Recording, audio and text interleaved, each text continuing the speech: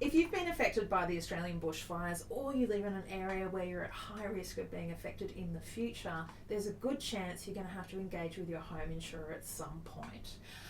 Joining me today is Alex and Ali. They're our Finder insurance experts to talk through some of the things you need to know if you've been affected or you might be affected in the future. Alex, what are some of the things you need to know if you haven't been affected yet, but you're in an area where you could be affected in the future?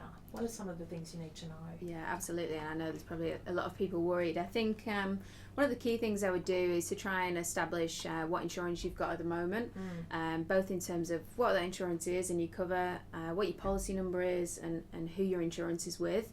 If you've got the time, it's probably worth calling your insurer to find out. But if not, definitely at least try and gather those details. If you're not sure who is your provider, the Insurance Council of Australia can actually provide this to you. We'll list the number below, but they can give you all the details.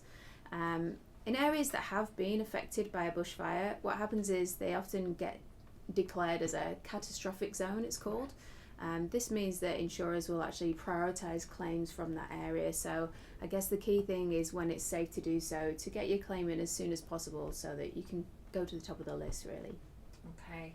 And Ali, for people who have already been affected, what are some of the key points they need to remember while they're trying to get these things happening? So if you have been affected and you're heading home, one of the best things that you can do is go home and actually take photos or videos of the damage, because this will be used in your claim process as evidence.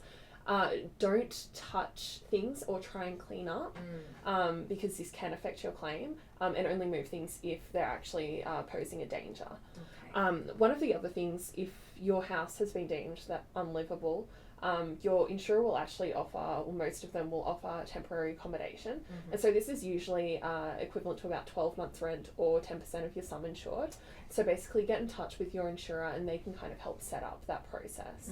For the long term, depending on the damage to your property, your insurer will determine whether they want to give you a lump sum payout or if they want to proceed with repairs to your property. So just keep in touch with your insurer.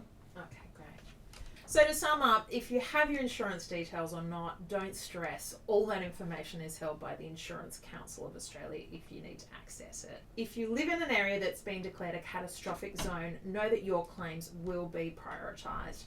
And finally, if you are going back to a property that's been damaged, it's really important not to touch too many things and document everything in the state that you've found it. This will help process your claim faster and will be really useful information for the insurers. We've got plenty of other links and tips below, so check them out.